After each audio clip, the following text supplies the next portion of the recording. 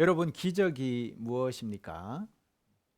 성경의 기적을 믿는 한 여선생님이 있었습니다. 그런데 또 옆반에는 다른 여선생님이 계셨는데 그분은 성경의 기적을 전혀 믿지 않는 선생님이셨습니다. 두 분은 너무나 차이가 있었습니다. 성경을 믿지 않는 한 여선생님이 이렇게 이야기를 했습니다. 성경에 있는 기적은 정말로 있었던 사건이 아니에요 라고 어린아이들에게 가르쳤습니다. 그러면서 예를 든 것이 모세가 홍해를 건넜던 이야기를 한 것입니다.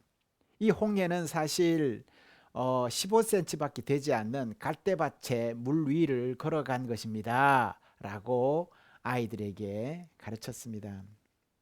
그러자 그 말을 듣고 있던 한 학생이, 선생님, 저는 그것이 사실이라면 그것보다 더 큰 기적은 없을 거라는 생각이 듭니다 라고 선생님에게 이야기했습니다. 그랬더니 선생님이 굉장히 화를 내면서 어떻게 그런 생각을 할 수 있니? 라고 되물었습니다. 그러자 그 학생은 바다도 아니고 15cm밖에 되지 않는 그 바다에 애굽의 그 수많은 수십만의 군대가 빠져 죽었다니 이것이 기적이 아니고 무엇이겠습니까? 라고 이야기를 했다는 것입니다. 여러분은 기적을 믿으십니까? 우리가 살아가는 매일매일이 기적 아니겠습니까? 지금과 같은 시대에 우리가 살아있음에 감사하는 것, 그 자체가 기적 아니겠습니까? 우리가 살아가는 지금이 기적이고 내일을 열어주시는 하나님의 은총이 또한 기적 아니겠습니까? 사람이 스스로 생명을 스스로 연장할 수 없다는 것은 우리가 이미 잘 아는 사실입니다. 그래서 세상 지혜자들은 이미 깨달은 것이지요. 그들은 한 목소리로 이렇게 이야기를 합니다. 사람의 명은 어디에 달렸다고요? 하늘에 달렸다라고 말을 합니다. 그럼에도 사람들은 여전히 내일이 영원한 것처럼 행동을 하지요. 여러분 아셔야 합니다. 지혜자들이 이렇게 이야기했습니다. 화무 10일홍이요 권불 10년이라 라는 말을 했습니다. 아무리 이 세상에 아름다운 꽃이라 해도 열흘을 가지 못하고 아무리 권세가 높다 하여도 10년을 가지 못한다 라는 이야기를 했습니다. 우리 힘으로는 아무것도 내일을 약속할 수 없다라는 이야기이지요. 그것을 깨달은 것이지요. 그러니 신앙인들은 삶을 주관하시는 분이, 또 생사화복을 주관하시는 분이 하나님이란 사실을 믿고 고백하는 사람들이라는 사실을 반드시 기억해야만 합니다. 그러니 지금 여러분이 서 있는 그 자리가 바로 하나님의 은총에 의해서 서 있는 기적의 자리라는 것이죠. 그럼 어떤 사람들이 하나님의 기적을 볼 수 있을까라는 것입니다. 오늘 복음서의 나사렛 사람들은 예수님의 말씀에 놀라워하면서도 정작 예수님은 받아들이지 않는 모습을 보여줍니다. 저들은 지금 기적을 보여줘야 예수님의 능력을 인정하겠다라는 태도로 임하고 있습니다. 하지만 예수님은 저들이 바라는 대로 기적을 베풀지 않습니다. 저들에게 하늘의 기적을 보여주시지 않습니다. 왜 예수님은 기적을 베풀지 않았을까요? 그들에게 기적을 보여주시지 않으셨을까요? 그들에게 믿는 마음이 없었기 때문이었습니다. 그들은 믿는 마음이 없었기에 순수하게 예수님의 기적을 받아들이지 못했던 것입니다. 그러니 믿음이 있어야 기적도 볼 수 있고 믿음이 있어야 하나님을 바라볼 수 있다라는 이야기입니다. 그럼 믿으면 되겠네 라고 단순하게 이야기하는 분들도 분명히 있을 것입니다. 그런데 어찌 그 믿음이라는 것이 쉽게 되지 않는다라는 것을 여러분 경험으로 아시지 않습니까? 우리가 아무리 입술로 믿는다고 해도 내 마음 따로 또 믿음 따로 입술 따로 움직이는 것을 우리가 알 수 있습니다. 그러니 있는 그대로 받아들인다는 것은 이처럼 쉬운 일이 아니다 라는 것이지요.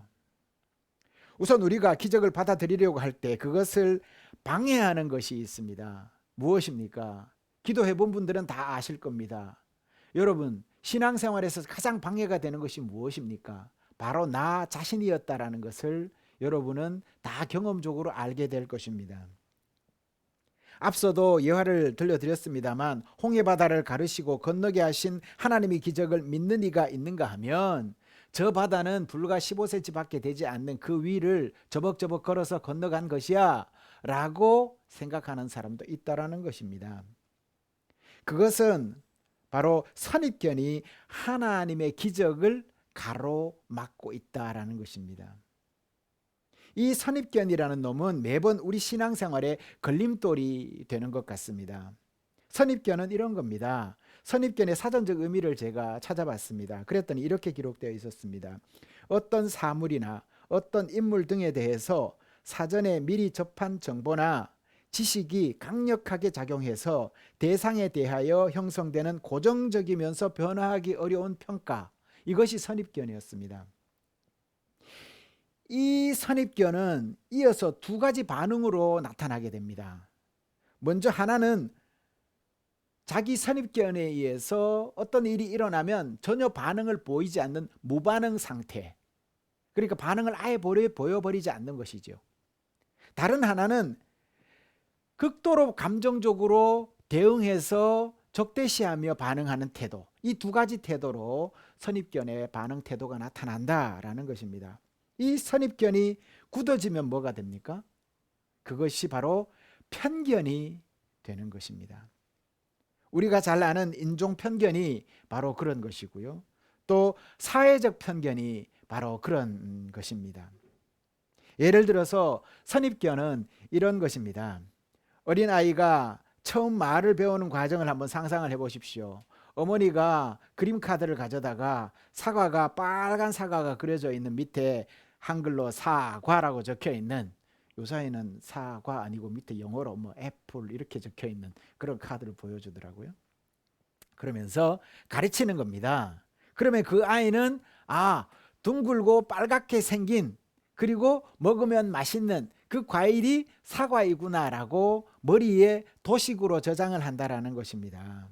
이 말은 제 말이 아니라 삐아제라는 사람이 이렇게 얘기를 한 것입니다. 이런 도식이 계속 쌓이고 쌓여져서 지식 체계가 만들어지고 그 사람의 어떤 하나의 그 아이덴티티, 그리고 성인으로서 성숙이 일어난다라고 보는 것이, 그것이 삐아제의 심리학 이론이지요. 우리가 이야기하는 대부분의 대화 속에 담겨 있는 이야기도 마찬가지입니다. 뭐 사랑, 우정, 사실 사랑은 보이지 않잖아요. 우정 보이지 않지 않습니까? 이런 모든 추상적인 개념들이 바로 도식에 의해서 만들어진 개념화된 단어들이라는 것이죠. 이 단어의 장점이 무엇입니까? 우리가 사랑을 이야기를 하면 남자 여자가 만나서 가슴이 뭉클뭉클해지고 그렇게 해서 이렇게 해서 좋아하는 감정, 이렇게 설명을 하면 굉장히 길어지지 않습니까? 그런데 한마디로 사랑해 라고 하면 우리는 그 말로 통해서, 그 개념화된 단어를 통해서 우리는 모든 것을 다 알게 되지 않습니까? 그렇다라는 것이죠. 바로 추상적인 단어들은 모두 그 안에 도식이라는 어떠한 체계들이 담겨져 있어서 그것이 우리에게 있어서 모든 것을 생략하더라도 이해하게끔 해준다라는 것이죠. 그런데 어느 날 빨간색의 둥근 사과만 보고 이것은 사과야라고 가르침을 받았던 어린아이가 이제 여름 사과를 본 겁니다. 빨갛지 않은 사과를 본 거예요. 초록색 사과를 보고 저거는 사과라고 인식을 못하는 겁니다. 혼란이 오게 됩니다. 그러면서 기존의 도식이 깨어지고 새로운 도식으로서 그 초록색 사과도 사과의 범주에 들어간다라는 것을 깨닫게 된다라는 것이죠. 이것이 어린아이들의 그러한 지식 성장의 과정, 그런 과정이라는 것이죠. 그것을 도식이라고 이제 설명을 하는 것입니다. 그런데 생각을 해보십시오. 이 도식이 어린아이의 과정에서는 가능하다라는 것이죠. 그리고 스폰지같이 받아들인다라고 하는 것이죠. 그래서 자기 도식을 과감하게 버리고 새로운 도식을 받아들인다는 겁니다. 성인이 되면 어떻게 됩니까? 그 도식이 더 이상은 무너지지도 않고 새로운 것을 받아들이는데도 어려움을 겪게 된다는 것입니다. 그래서 그것이 한번 들어온 도식이 변화되지 않는다. 그래서 선입견으로 남고 그것이 편견으로 남아서 자기가 알지 못하고 받아들이지 않았던 것을 쉽게 받아들이지 못하는 그러한 상태가 된다라는 것이죠. 오늘 복음서 속에 나타나는 이 사람들도 바로 자기 도식에 이렇게 빠져 있는 사람들이다. 자기 편견에 빠져 있는 사람들이다라고 생각이 듭니다. 바로 저들은 자기들이 지금 말하고 있는 예수라는 사람을 잘 알고 있다. 우리가 잘 알거니와 그는 요셉의 아들이고 그는 마리아의 아들이고 그도 목수였고 그의 형제들을 우리가 잘 알고 있고 내가 초등학교를 쟤하고 같이 다녔는데 내가 어릴 적에 쟤하고 시장에서 이렇게 저렇게 소꿉놀이를 했는데 다 안다라고 하는 것입니다. 마태와 마가복음에서도 보면 그들이 예수님을 잘 알고 있다라고 이렇게 기록하고 있는 본문을 우리가 시시콜콜한 것까지도 다 이렇게 기록하고 있는 것을 볼 수가 있습니다. 즉 내가 아는 예수님은 지금 저렇게 성경을 유창하게 풀어주고 하나님의 아들의 모습으로 우리에게 나타날 인물이 아니야 라고 생각하고 있다라는 것이지. 즉 내가 너를 안다라는 이 선입견은 현재 예수님을 보지 못하게 저들의 눈을 가려버리고 있다라는 겁니다.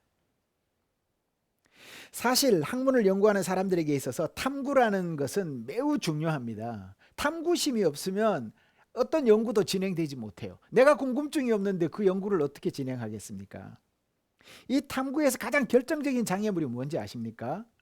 바로 섣부른 결론이라는 겁니다. 섣부른 결론을 내리고 나면 그 다음부터는 새로운 창의적인 어떤 탐구의 방향이 만들어지지를 않는 겁니다. 다시 말해서 이만하면 이제 알 건 다 알았다고 할 때 탐구는 종료되고 더 이상의 탐구는 진행되지 않는다라는 것이죠. 그래서 우리가 어떤 것을 안다고 할 때 그것은 더 이상 탐구가 진행되지 않고 마치 물이 한 곳에 고여서 그때부터 썩어가는 과정이다 이렇게 보시면 됩니다. 그래서 항상 연구 논문 끝에 보면 뭐라고 적습니까? 자기 연구의 한계점과 그리고 더 연구해야 될 방향성에 대해서 제시를 하지 않습니까? 그것이 없는 연구는 사실은 연구라고 할 수가 없는 것이죠. 내 연구는 완벽해라고 얘기하는 사람들이 그런 얘기를 적지 않는 겁니다. 신앙생활도 마찬가지입니다. 여러분 하나님을 아십니까? 안다고 하는 그 순간부터 어떻게 됩니까? 고이기 시작하는 것이고 내 하나님이 되고 내 마음대로 움직이지 않는 하나님은 나의 하나님이 아니라고 믿게 되는 것입니다. 그래서 매 순간 우리는 새로운 하나님을 알아가기 위해서 자기를 성찰하는 과정을 치열하게 해나가야 하는 것입니다. 저희 교회 영성의 샘을 통해서 매일 말씀을 보면서 자기를 성찰하는 과정들을 반복하고 반복합니다. 어떤 분들은 그런 얘기를 합니다. 작년에 봤던 본문인데 또 올해 또 봐요. 그러니까 지겨워요. 그럴 필요 없습니다. 내 안에 다가오시는 하나님은 매일매일 새롭게 다가오시니 같은 본문이라 하여도 그 본문 속에서 나를 만져주시는 하나님은 그날 매번 매 순간 다르다라는 것을 알아야 하는 것입니다. 그러니 그것이 중요합니다. 하지만 여기서 생각해 봐야 할 것은 우리가 상대방에 대해서 매번 새롭게 생각하고 받아들이려고 한다면 얼마나 많은 에너지가 필요하겠습니까? 참 힘들다라는 것이죠. 매번 새로운 사람을 만나듯이 모든 것을 새롭게 모든 사람을 만나는 그 자체가 엄청난 스트레스일 거라는 겁니다. 그러기에 어느 정도 그 사람에 대해서 기초 지식을 가지고 먼저 접근하는 것이 더 효율적일 수도 있습니다. 효율성이라는 면에 있어서는 더 효율적이라는 것이죠. 문제는 한 번의 노력으로 얻은 그 사람의 정보와 지식이 그 사람 모든 것을 결정해 버려서는 안 된다라는 것입니다. 우리는 지금 현재 대선을 앞두면서 여러 후보들을 놓고 또 그분들에 대한 어떠한 그 발언이나 정책에 대해서 판단하고 생각하는 그러한 시점에 놓여 있습니다. 어느 한마디를 가지고 그 사람에 대해서 모든 것을 평가할 수가 없지요. 그러니 가능하면 그 사람에 대해서 많이 알기를 원하고 많이 노출되기를 원하고 그 많은 것들을 통해서 새로운 판단을 하려고 우리는 애를 쓰게 됩니다. 그 사람의 첫인상 굉장히 중요합니다.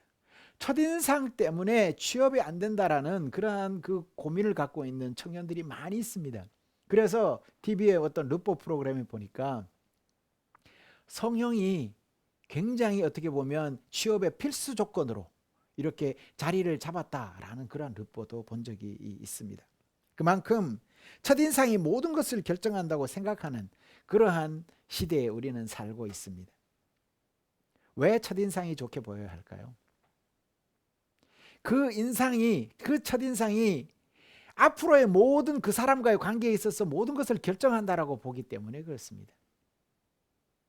사실 오늘 말씀에 있어서 이러한 첫인상이나 또 한 번 보고 모든 것을 다 안다라고 생각하는 이러한 태도는 참으로 교만하다라는 것을 우리가 느끼게 됩니다. 이처럼 사람들은 첫인상으로 모든 것을 결정하려고 하는 것 같습니다. 사람을 한번 보고 어떻게 다 알 수가 있겠습니까? 심지어는 어떤 사람들은 이렇게 이야기하는 사람도 있습니다. 지금 너의 모습은 진짜 네 모습이 아니야. 자기가 어떻게 압니까? 나를 어떻게 알고 자기가 그건 네 모습이 아니야 라고 남이 나를 얘기를 해줄 수 있습니까? 교만이죠. 다를 수 있습니다. 동창회 한번 가보십시오. 너 많이 변했다. 이 말은 뭡니까? 내가 알고 있는 너는 너가 아닌데 너 지금 모습은 그 옛날에 너가 아니야.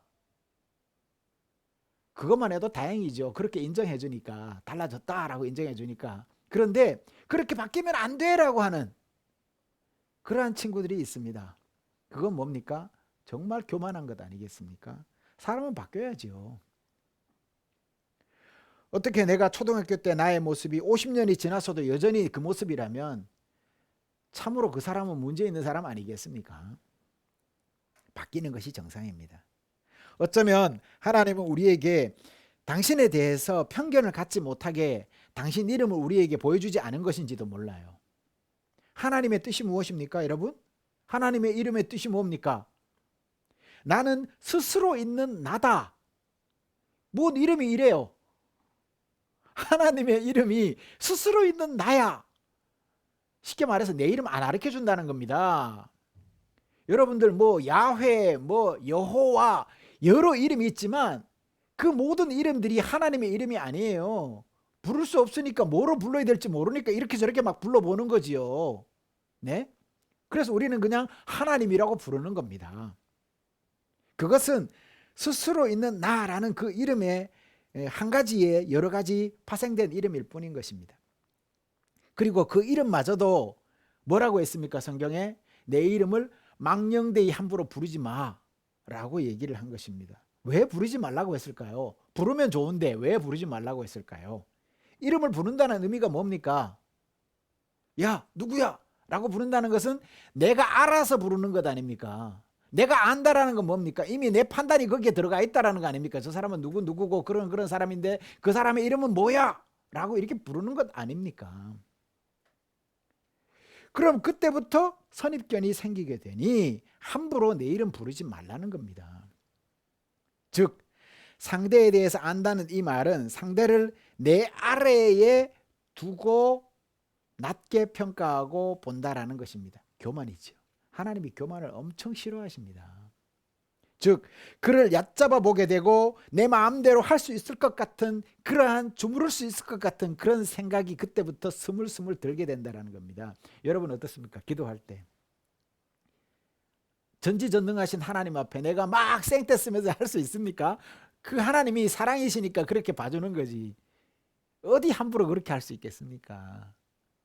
그렇죠? 그거는 내가 이미 그렇게 해도 돼라고 그분을 내가 알아라고 하기 때문에 그렇게 하는 거예요.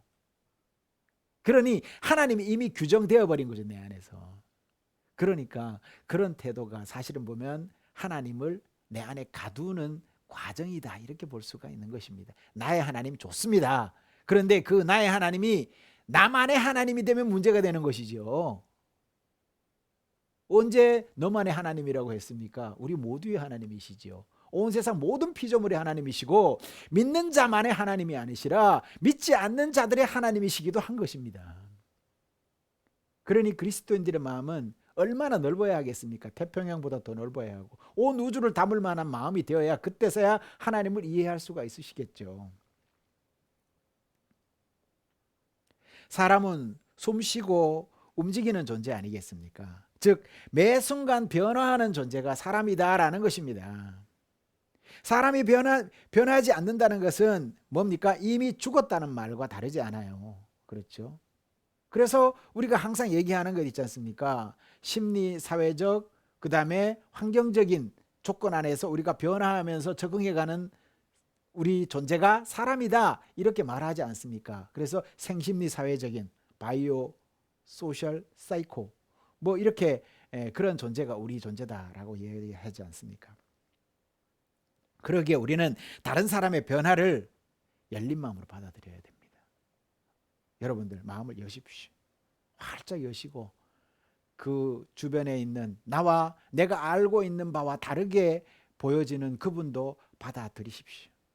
그럴 때 우리는 지금까지 보지 못했던 상대방의 다른 모습을 그때부터 알 수 있게 될 것입니다. 그렇게 우리는 서로를 조금 더 온전히 받아들일 수 있게 될 것입니다. 사회심리학자인 그 브루어 밀러라는 학자가 이렇게 이야기를 했습니다. 편견을 감소시키는 효과적인 방법은 두 집단 간의 직접적인 접촉을 강화하는 것으로 해결할 수 있다. 편견을 깰 수 있다는 거예요. 그러니까 두 집단 간의 직접적인 접촉을 계속 강화하면 할수록 편견이 감소된다라는 이야기입니다. 신앙인은 하나님과의 직접적인 접촉을 강화함으로써 선입견과 편견을 없앨 수가 있습니다. 그러니 신앙인은 매일 말씀 가운데서 하나님을 만나야 되겠죠. 그분과 접촉하면서 강화할 때 우리 주님과 하나님에 대한 편견과 선입견을 없앨 수 있을 것입니다. 그리고 그렇게 상대방을 받아들일 때 우리는 상대방을 알면서 그를 내 지배 아래에 두기보다는 서로 존중하는 마음으로 살아갈 수가 있을 것입니다. 여러분, 이제 그 기적을 보는 눈을 가지시기 바랍니다. 이 기적은 일상 속에서 우리 모두에게 지금도 일어나고 있습니다. 바로 예수 그리스도께서 우리와 함께 하시는 그것이 바로 기적인 것입니다. 어린 왕자의 작가 생떼쥐베리는 비행기 조종사였습니다. 하루는 그가 비행기를 몰고 날아가다가 난기류를 만나서 사막에 불시착하게 되었습니다. 사막에는 먹을 것이 없죠. 한 조각의 빵도 없고 한 모금의 물도 없습니다. 그가 며칠 뒤에 기적적으로 구조가 되었었죠. 식량과 물이 없는 사막에서 어떻게 살았냐라고 기자들이 물었습니다. 생떼쥐베리는 잠시 입가에 미소를 머금은 다음에 입을 열었습니다. 나를 사막에서 버티게 해준 것은 한 덩어리의 빵도 한 모금의 물도 아니었습니다. 바로 가족에 대한 그리움이었습니다.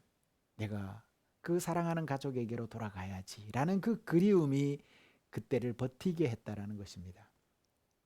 이런 이야기는 우리 주변에도 있습니다. 어느 재해 현장에서 매몰되어 있는 상황에서 정말 끝까지 생존했던 사람의 이야기들, 그들 가운데 고백하는 이야기를 들어보십시오. 가족들을 생각하며 살아야 되겠다라는 그 한 가지 생각만으로 버티고 버텼습니다 라는 이야기 많이 들어보셨지 않습니까? 그렇게 사랑이 그러한 기적을 이끌어냈던 것입니다. 진정한 사랑은 바로 이렇게 죽음까지도 이겨내게 합니다. 하나님의 그 사랑 안에 우리가 정말 그 극진하신 사랑이 우리를 위해 당신 몸을 주시고 우리를 죽음으로부터 영원한 생명으로 이끌어 주시지 않았습니까? 바로 그것이 기적입니다. 그 기적이 우리 일상 가운데서도 영원히 함께 하신다라고 합니다. 그게 무엇입니까? 바로 성령님이 우리와 함께 하신다라는 것입니다. 우리의 일상이 기적으로 이제 충만합니다. 우리는 기적이 일어나기를 기도할 것이 아니라 우리 삶 속에서 일어나는 기적을 보는 눈을 이제 넓혀야 하는 시점에 와 있습니다. 그렇게 해서 하나님의 기적을 보게 해 주십시오 라고 기도하십시오. 그러면 우리의 시선을 하나님은 우리보다 가난한 형제들을 향해 우리의 시선을 이끌어 줄 것입니다. 너의 그 손으로 그 형제를 사랑하여라. 편견 없이 바라보아라 라고 하실 것입니다. 그곳에 가족과 하나님을 향한 믿음과 사랑이 함께 하시니 늘 기적으로 충만한 여러분의 삶이 되시기를 간절히 축원합니다. 한 주간 그리 승리하시기를 주님의 이름으로 부탁드립니다. 기도하시겠습니다.